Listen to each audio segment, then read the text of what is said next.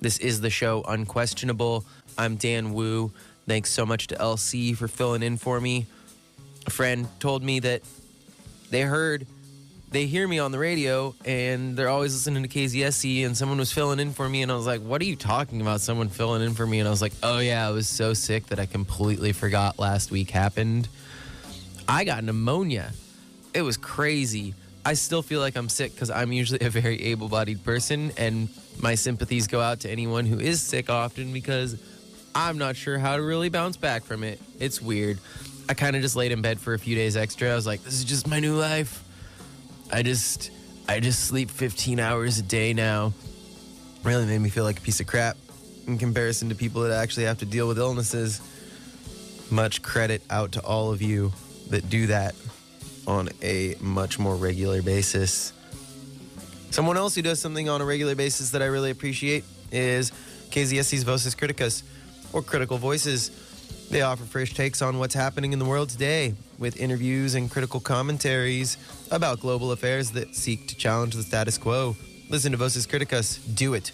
Critical Voices every Thursday at 5:30 p.m. Every Thursday, 5:30 p.m. KZSE Santa Cruz, 88.1 FM, KZSE.org, Radio Free America, and we podcast that out into the rest of the world for later listening.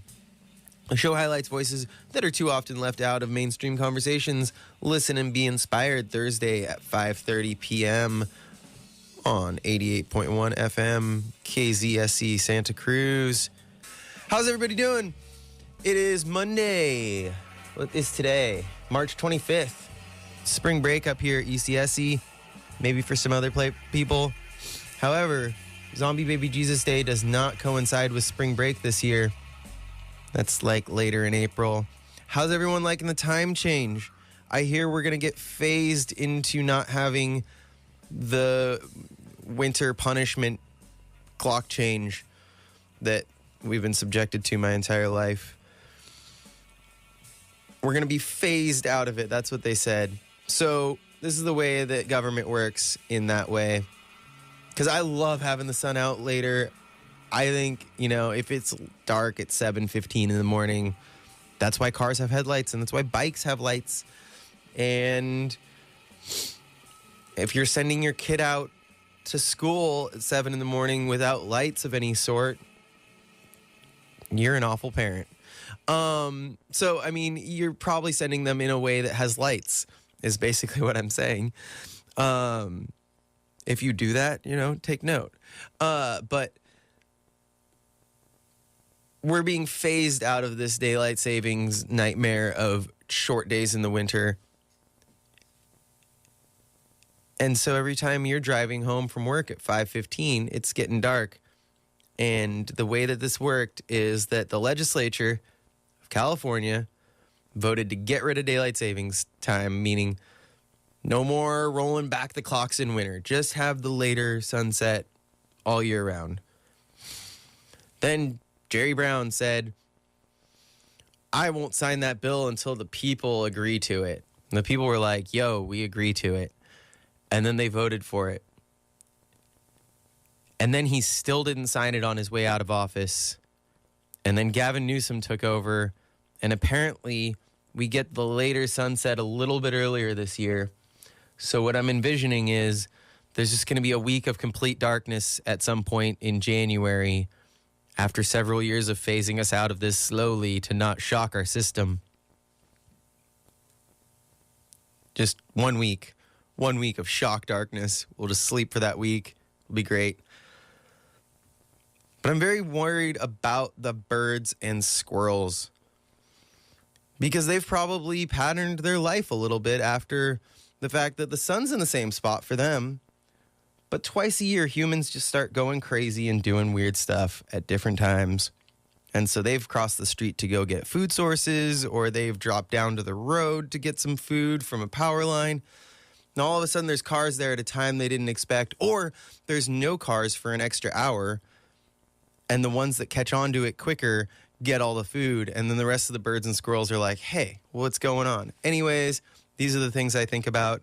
And I'm wondering if there's any birds or squirrels out there that want to call in and let me know how they're adjusting to the time change happening earlier this year. That would be great. Always appreciate that. But I've been thinking about neo-feudalism. I don't know about you guys. I'm always thinking about neo-feudalism and its effects on us as subjects of the crown. We got rid of the king, supposedly. There used to be a king that got money from a bank. So really the bank was in charge. And then they passed this thing called Magna Carta. And representative government was initiated in England and other places. We give the English credit for, a lot of stuff that they may or may not deserve it for. Fast forward about 800, 900 years, and we have representative government in a lot of places, and so we don't have a king anymore, and we have prime ministers and presidents and parliament and Congress and the House of Commons and the House of Lords, and one of them yells at each other, and the other one has to be very nice to each other. And the House of Representatives and the Senate in the U.S. And so we're like, we got rid of the king. This is awesome. We're no longer subjects of the king. No one owns us. But the bank still gives our representative government all the money it needs to run that society. So basically what it is that the king was just a figurehead. The bank always owned us. The bank still owns us. I was talking about this with Chris Benner, a sociology professor up here at UCSC. I just wrote him a long email inviting him back on the show to talk about these subjects because when I mentioned neo-feudalism, he kind of shut it down pretty quickly, probably because it was a drastic turn in the conversation. And he said that our system of government is very different and more complex than feudalism of several centuries ago, where the king owned all the people that lived on the land, and then he would give chunks of that land out to lords, landlords, to oversee that and rent it out to sub-leasers that would then have the king's privilege of living on that land for a while, as long as he decided the prices. But really the bank was behind him. And so it all boils down to that fact, is that the people who invented the modern monetary system of our world several hundred years ago have continued to rule it under different names, under different flags, under different techniques. I personally think the Dutch were the smartest, because about 500 years ago, they figured out how to get ships to go places and trade. And then they very quickly realized that people got mad at them for the things they were doing. So they were like, yo, French, English, Spanish, you guys want to go rule the world? Go do it. We will give you money. That way, when a revolution happens, they're going to come cut your head off. That will save us a lot of trouble. The Dutch, the Habsburgs, a couple other groups of people were able to keep that game going a lot longer than, say, the French, who had revolutions and they had to give up colonies, and the English, same thing, and the Spanish, man, did they get screwed over. Their own people didn't even want to pay taxes to the king, so, that was a great system. And now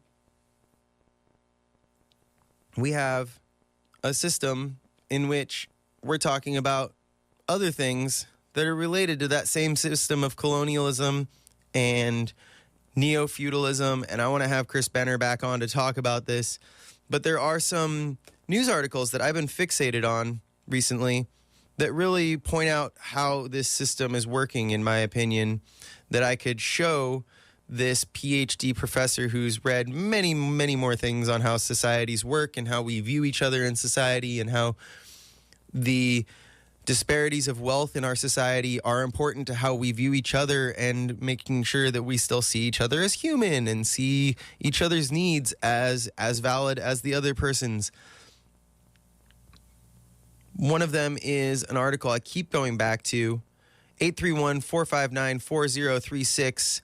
If you want to call in and talk about whether you think that we live in a free society or whether you are subject of some bank that just decides that there should never be any regulation on how much your housing costs, hey, I don't know. Maybe it's as simple as that.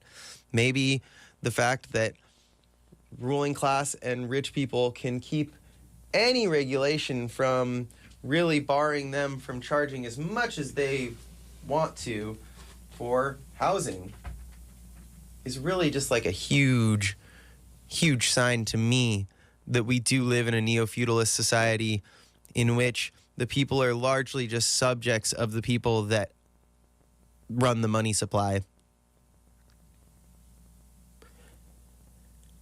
Why won't developers build housing in this Bay Area city? San Jose, San Francisco. SF residential projects languish as rising costs force developers to cash out. Now, the language there is very careful.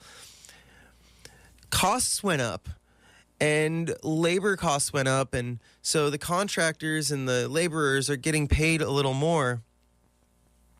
And these poor developers are just forced to cash out at that point. You know, they went through their whole process of normally complaining that the cities of San Francisco and these liberal cities with all their regulations are always slowing down their projects and making it so expensive, and they just can't make it, you know. They can't do it. That brand new F-350 that they bought that doesn't have a scratch on it that they somehow need for construction, it's just they just can't make it. They can't do it, and I'm sorry, there's just too many permits. Well, in these 9 projects in San Francisco, and I use these because they're bigger communities, but it's very parallel to what's going on in Santa Cruz and Monterey and all these other places. Basically, there were 9 huge projects permitted in San Francisco, and I keep going back to this, and I want to continue to follow up on this because right now there are 9 projects, and I think 3 of them are going forward, and 6 are supposedly in a process of the developers cashing out from those projects and no longer pursuing them and leaving basically giant holes in the ground and half-built buildings where the city of San Francisco did their job. The city of San Francisco, which is also the county of San Francisco, it's one of those funny counties that's just that city, but for the most part, but they did their job. They got the permits to these developers. They did everything they needed to do. It might have been a hard process. I'm not saying that they're easy to deal with. It's hard to build stuff in small areas in the Bay Area. Santa Cruz, Monterey included, absolutely. Whole different set of complications. San Francisco did their job. They got these permits to these developers. The rich of the world always say, hey, don't worry, wages will go up when we make our money. The stock market will go up, then the companies prosper, then the owners get their cut. Then don't worry, wages will go up. What happens? Costs go up. So these developers are saying that they need to pull out all their money from all these projects because the cost of labor went up. You know what? Okay, yeah, there's been a 10-year supposed economic expansion. And then all of a sudden, at the very end of it, when they say wages are going to go up, nope, rug pulled out from under the legs of the laborers. We can't follow through on those projects anymore. Why? Because our investors have a guaranteed amount that they need to make on their investment, or they won't even pursue a project. Now, what recourse does the city of San Francisco have now? To say, yo, we want you to build that 117-unit project that was approved in 2017. After a contentious political battle, this is all quoting from the San Francisco Chronicle, a great article I keep going back to because it says so much about our society to me. What's up with that 117-unit project that was approved in 2017 after a contentious battle, but has not yet started construction? Other entitled projects that are languishing, I love that word, languishing before work, has even started include the 304-unit 1 Oak Street, the 299-unit development at 1270 Mission Street, the 186 units at 1028 Market Street, and 220 unit development at 1601 Mission Street. Some are seeking new financial partners, and some are an outright sale. Now, this article, I will give credit here, J.K. Deneen. I love this article. For some reason, out of all the hundreds of articles, this one seemed to really sum up what's going on for me. It's from August 27th of 2018. And sometimes an article just comes by, or a small publication comes by that really says a lot, even though daily newspapers just get tossed out. This is why people do local journalism and write daily articles, because you never know which one is going to be the really cool one. And all of these projects are not going forward. They're all for-profit, market rate development. Most entitled projects in the city are for sale right now, either publicly or privately, said Bill Witt, president of Developer Related California, which has 1,300 units under construction in the city. We're at that point in the cycle of costs going up because labor went up, because all the owners got so much money that they couldn't hide it from their workers anymore, and they had to start upping wages. But, they have a trick in their book. Let's just stop working and have another economic downturn. Not saying it's going to be a collapse of like depression status, but that's what's going on right now.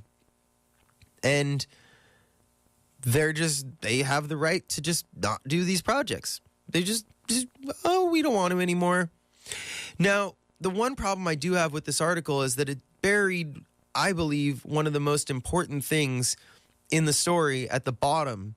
Not saying it needed to be at the top, but Mr. J.K. Deneen, I wish you would have put this at least in the middle. As far as an inverted pyramid of journalistic ordering of information goes, I feel that this really delivered a disservice to one aspect of the developments going on. Out of these 9 projects that he researched, there are 3 that are going forward still.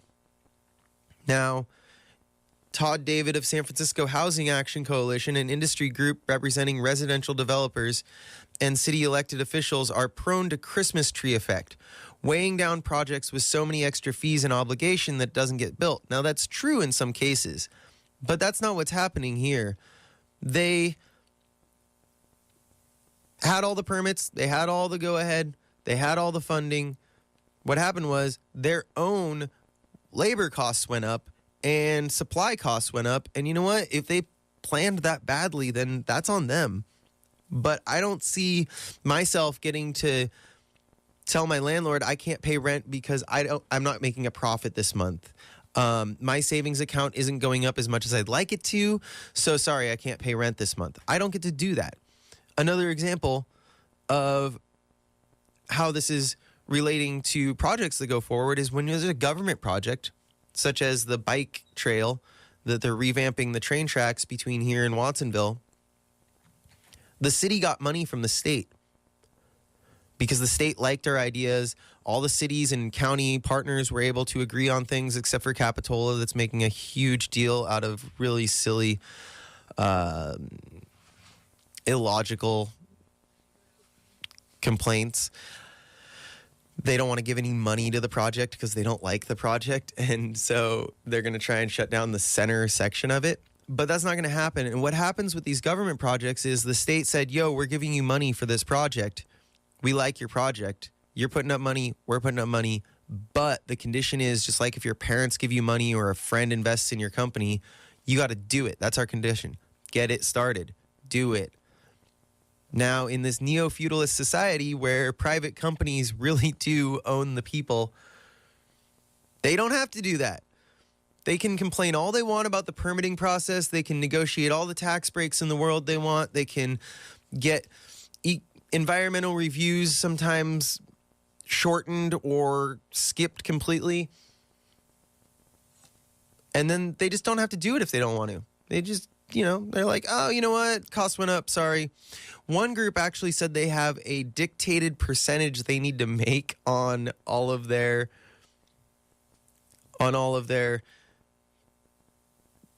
projects, and that they're not going to make that exact percentage, and so they're out. I'm sorry, you don't get to do that. You don't get to leave holes in cities and leave people without homes and leave huge lots that are hundreds and hundreds of units. Mind you, these are market rate units in San Francisco, so they're going to sell for enormous amounts of money no matter what. And they're like, no, sorry, we might not make the percentage we want, so we're not going to do it at all. Now, the part that he buried at the bottom of the story, or his editors did, maybe Mr. Deneen didn't do this, was right here. Oh, yeah. In the long run, however, the challenges market rate developers are facing may benefit builders who focus on affordable housing, said Mission Housing Executive Director Sam Moss. Moss said that his group, which develops and manages affordable housing, is teaming up with Related Housing to bid on the undeveloped project that's languished at 2675 Folsom, which they would turn into 100% affordable family housing, a complex of many, many units. I think 100 and... it's up here. But well over 100 units. And the point is that they are able to pay for the development with a mix of financing tools not available to market rate builders, supposedly, such as affordable housing tax credits, tax-exempt bonds, and other sources of state and city money that private developers can't access. However, you know what private developers can access? The trillions of dollars that are sitting in private bank accounts and developers' private bank accounts, or on their way back to private businesses as tax refunds, because we've decided that we want to give all the money back to these large developers and large cash holders in our society, because they have a lot of money, so they must know what's best for the community. They've done really well for themselves, so obviously they're the smart ones. Not to mention that when a bunch of their workers get arrested, how did we know that they didn't have proper paperwork to work here? We don't know who our workers are, but don't worry, we're the smart ones. We need all of the money. We need all the money so that we can then give some of it back to you. Because if I don't have 10 times as much as I pay you, how am I ever going to pay you? I need to have 90% of my money in my pillow at home, safely tucked under there, and that way I know that I can at least risk a little bit. And that's what drives me crazy about this neo-feudalist society that I see, is that we think that rich people need a huge pile of money to pay us a normal salary. We're accepting of the fact that our boss won't pay us if we don't give them all of the tax breaks, and we don't complain about that unsafe floor at work, and we don't complain about that refrigerator that leaks into the hallway that everyone's slipping on all the time. And I know this sounds really specific because that relates to my employer at the moment. OSHA didn't even call me back the second time. I think they might have seen the tax revenue from my employer and said, oh, we might not want to bug them. They're probably worth more than that worker's legs. But I don't know. I don't know what the deal with that is. But I can't tell my landlord that I can't pay rent because I only have 5 times my rent right now, and I just don't feel comfortable risking 20% of my entire bankroll. I'm sorry, Mr. Landlord or Mrs. Landlord. In my case, it's a Mr. Landlord. Actually, with a female middleman person thing that gets paid to do nothing but collect checks. That's a whole other story in this neo-feudalist fairy tale that I watch happen every day. But I can't sit there and say, I only have 5 times my rent. I can't pay it. Sorry, can't risk 20% of my money. But we expect our employers to, have a huge stockpile of money just so they can pay us $40K a year. And that's somehow okay. And I'm not okay with that. I don't know if you're okay with that. 831-459-4036. Ha! Derek, you're a prankster. I'm actually not going to name where I work on the air, but if you want to call in and talk about neo-feudalism, I know that you, sir, are interested in these types of topics. And I also definitely know there ain't no such thing as leftover crack. That's a very old text message from him. But 831-459-4036, if you'd like to call in and tell your story or your opinion on whether or not neo-feudalism exists and whether we are free in a representative democracy, or if we just got rid of the king and the banks still own us, and we just got rid of the middleman, which in a weird way actually convinced us that we were more free. How do you explain that? Usually the middleman is there to take the heat for the king and say, oh, I'm not really ruling you. We have this presidency and you guys chose the president, and so you're just fine. Don't worry about it. Like, if you have a problem, go talk to the president. It's cool. We're just going to go back to our palace with our golden piano to take holiday card pictures in front of shout outs to the Queen of England and centuries of tone deafness. Now, it's not just this one article. What sparked my interest in it again was an article from a week ago, March 17th, March 20th. Published online March 20th. Why won't developers build housing in this Bay Area city? San Jose missed its annual housing production goals last year. This article it's the San Jose Mercury News by Marissa Kendall. And I do read the Mercury News more often than the Sentinel, even though they're owned by the same monolithic hedge fund that could not give two thoughts about local journalism. They will lay off all the reporters they can to make their bottom line bigger, just like the developers that won't build things in San Francisco after getting all the permits. San Jose fell short, but I do appreciate the Mercury because at least it's a bigger community and they have more original stories. They usually get printed a day or two later in the Sentinel because they don't care about our paper. San Jose fell short of its annual housing goals last year, missing one marker by 1,000 homes and prompting the city council to ask a key question. Why aren't developers building here? San Jose permitted 2,973 new homes in 2018, according to the city. They set a goal of 3,986, so they got about 2/3 of them done. But that's a 4% drop compared to 2017, and it's not really just the city's fault. It's not that the city's not permitting these things and telling developers, oh, we're going to be really strict about how you build everything. No. The developers are straight up. Rising construction costs and flattening rents have development increasingly difficult the development process, cutting into builders' anticipated profits and scaring away potential investors and preventing projects from getting off the ground, city officials said. Going back to that San Francisco article, at the very end, Mission Housing and Related Development, the nonprofit people that have some access to money, Sam Moss, one of the directors, the director of Mission Housing, said, really, 100% affordable housing is the only type of project that pencils out, meaning that can go forward with current construction costs. It's fully entitled, ready-to-go projects on a corner lot, he's talking about one of them, by Park Niños Unidos.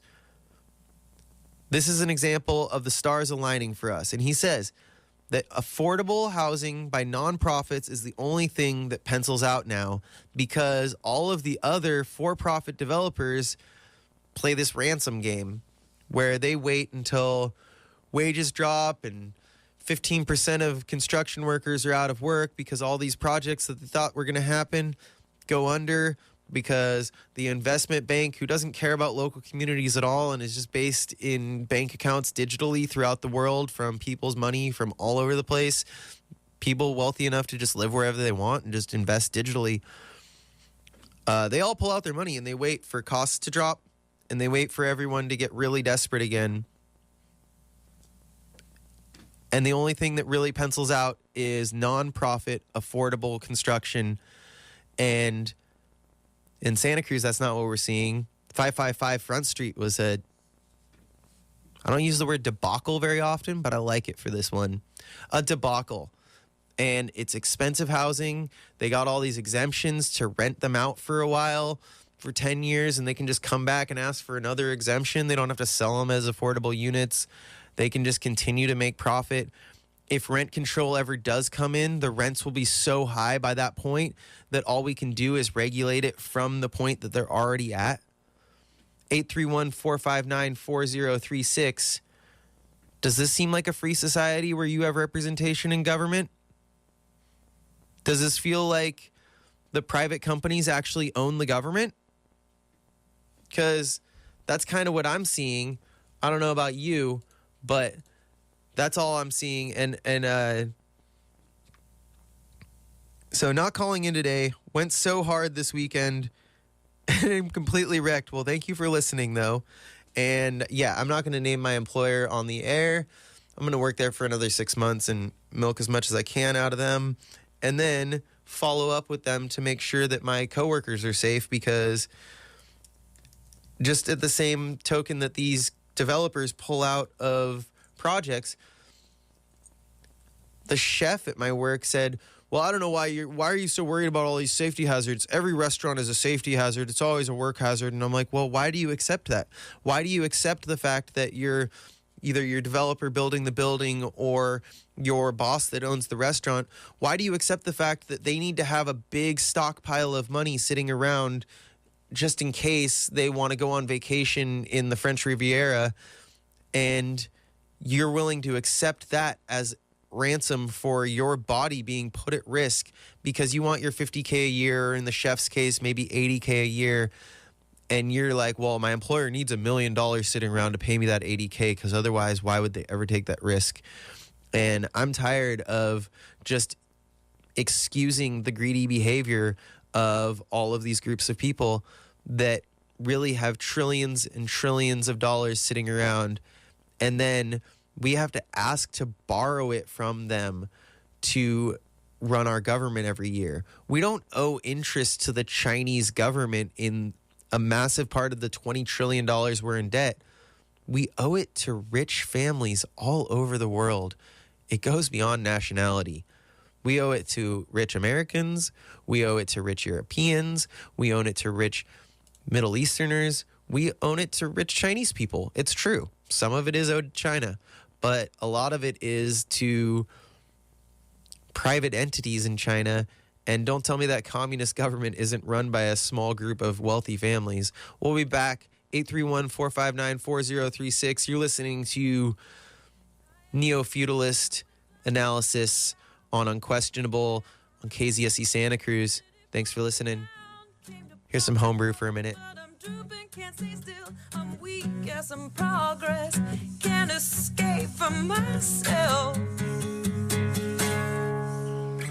Break all the mirrors, don't be afraid of bad luck, 'cause it's the only kind we have here.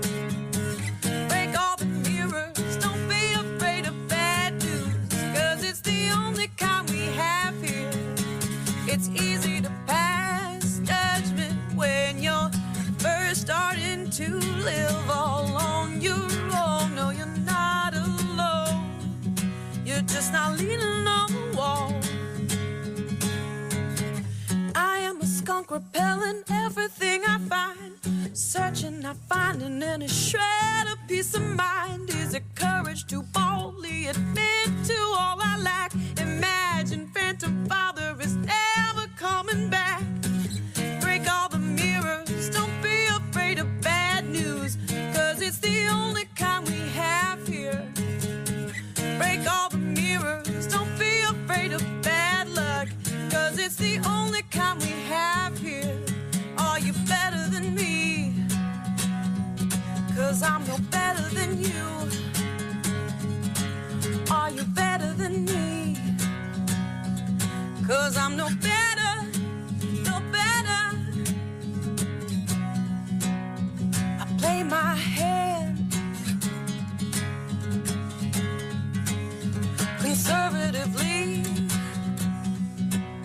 'cause the deck ain't in my favor. Yeah, palm the good ones for later. I don't have a plan, just a sleight of hand. You're a good man. You deserve a good woman. You're a good man. You deserve a good woman. What the hell are you doing with me? What the hell are you doing with me? Break all the mirrors, don't be afraid of bad luck, 'cause it's the only kind we have here. Break all the mirrors, don't be afraid of bad news, 'cause it's the only kind we have here.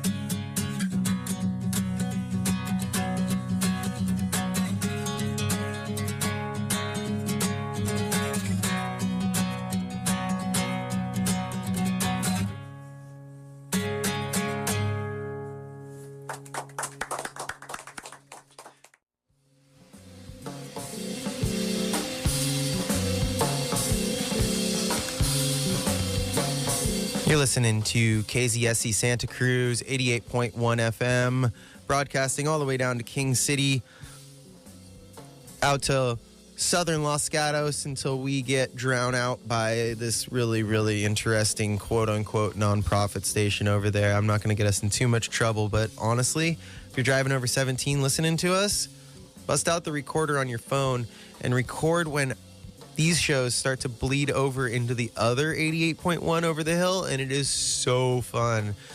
One time I found I think it was Santa Clara Avenue and Civic Center Drive, San Jose or Santa Clara. I pulled over. I was like distracted, and I was like, I'm going the wrong direction. And I pulled over. I found a parking lot where these two signals bled together, where I could get one crystal clear, reverse 10 feet and get the other one, and I just sat there and mixed them, and it was election night of 2016, and I got to mix these, like, this fundamentalist Christian station with our DJs mourning the election results. It was a show, Out of Step, by this girl Jen that was here, and Queen Beats. I forget who was hosting that night, but it's so fun. We lose our signal going into Los Gatos, but the bleed over between our station and the other 88.1 is listening that should not be missed.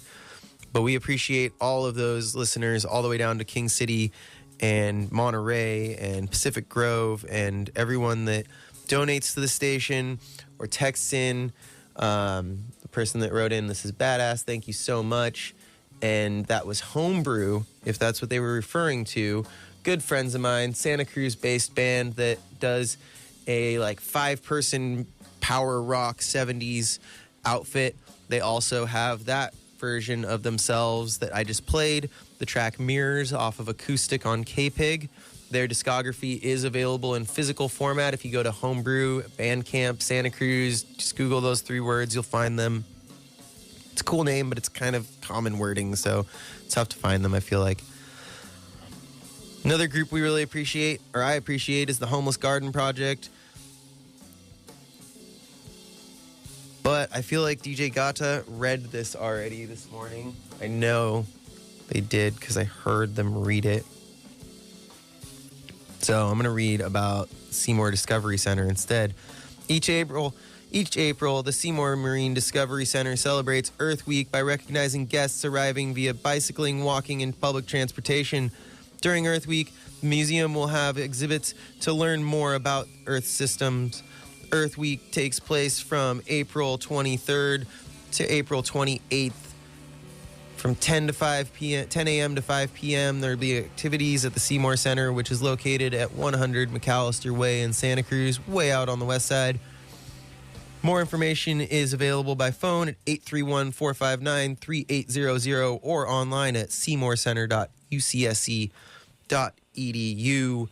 Coming up after the show, I'm not sure which version of it will be on or who's going to be hosting because it is spring break up here at UCSC and it's super easy to park, but you will get a ticket, so don't come up here. Bringing you the latest from new emerging artists under the age of 25. Tune into Ankle Biters every Monday from 1 p.m. to 2 p.m. with DJ Sap usually, to discover artists you already love or get to know new ones. Only on the great 88.1 FM KZSE Santa Cruz. A great way to continue your enjoyment after my time here on the air, or to repair whatever I've done to your soul. And I don't apologize. You chose to listen to us, and we love you for it. You know? For every masochist, there's a sadist out there hosting a talk show. We got Do Make Say Think in the background with the track 1978. Again, that was Homebrew. My good friend Ducky, I forget her guitarist's name. It's a funny way to say it, like she owns the guitarist, kind of like the banks own us. We got Do Make Say Think in the background too with the track 1978 there for a moment. I've been talking about neo-feudalism, whether or not it exists. Been talking about how we accept in our society that companies need to have a huge stockpile of money before they give any of it to us. And then what they do, my English is taking on new evolutions at the moment, but what they do is they then say, you know what, I have a big stock of money here, and it's kind of flattened out, it's not growing, so I'll see you guys later. I'll be back in a couple years when it's cheaper to invest, when you guys are desperate again. Oh, did you almost pay off your credit card bills and you almost had some saved up to invest in the stock market? Sorry, maybe next time, kids. And they bail. And then when it comes back, what happened to me personally was I've never really gotten my finances together to have any savings to do things like that. And I finally got all out of debt and had some money to start joining in the game they say we should all be in. And then now it's flattened out. So I made a tiny bit at the end because I didn't have money at the beginning. They're like, if you invested this much in 2009, you would have 5 times as much as you had then. Yeah, well, you know what? I didn't have that. I was in debt in 2009 like most people. And then in 2016, I finally got some money because you guys decided it was in your best interest to finally give us some of the great wealth that you've developed over the last 30 years. And prevent that whole outright revolution that probably will never come. Because you gave us just 2 years of it, and then you're like, oh, no, sorry, we're going to cash out. We'll see you in a couple years. 2022 sounds like a good year to come back and invest when it's cheaper. And I'm tired of it. I'm super tired of it. And then when it really comes down to wanting to build affordable housing or have jobs that pay things, this is the solution that our brave and courageous white bread governor Gavin Newsom wants to try. This is an article that just came out to parlay off of the San Jose article where they don't want to go forward with projects because they're not going to make enough. And San Francisco, same thing. And Santa Cruz, they get exemptions to get out of every affordable housing requirement that they ever have. Give the wealthy a tax break to encourage affordable housing? Gavin Newsom wants to try it because there's these things called opportunity zones, and they're places in states that are possibly high profiting, but maybe high risk. And in a lot of states, they don't charge you any taxes on the capital gains you earn from investments in those areas. And in California, we want them to pay taxes. I know, it's crazy. I'm sorry, rich people. I'm so sorry. What were we thinking? But Gavin Newsom's going to fix it. Don't worry, guys. He's going to fix it. We're not going to get rid of Costa-Hawkins. What we're going to do was we're going to let investors defer paying their federal capital gains tax on those investments in opportunity zones, areas where they really, really, need it. Because Donald Trump did it in his 2017 tax cut, and Gavin Newsom thinks that's such a good idea. And we're going to let them not pay capital gains taxes until the end of 2026 or whenever they sell or exchange their investment, whichever comes first, it's up to them. The longer an investor keeps money in an opportunity zone investment, the smaller their tax liability becomes. If they keep an opportunity investment for 10 years or more, they don't have to pay any taxes on the gains from their investment at all. Oh, joy. I'm sure they'll just gift the community with tons of money. That's so great. And Gavin Newsom says a lot of us, at least on my side of the football, because that's the metaphor we always want to use for how we run our society. That actually sounds like a good idea. Wait a sec. It came out of which administration? Newsom said at an Opportunity Zone conference at Stanford on Monday. I'm still trying to get my arms around it and just hug it like it's a flag on stage at CPAC. My original thought was, let's focus on a sense of urgency on the two values that define this moment: issues affordability and housing, and on the issue of climate change. Oh, joy. What a great idea. But, there's also this other person in here that maybe, they said, oh, there's a lot of excitement for this. The governor wants to conform at one Opportunity Zone.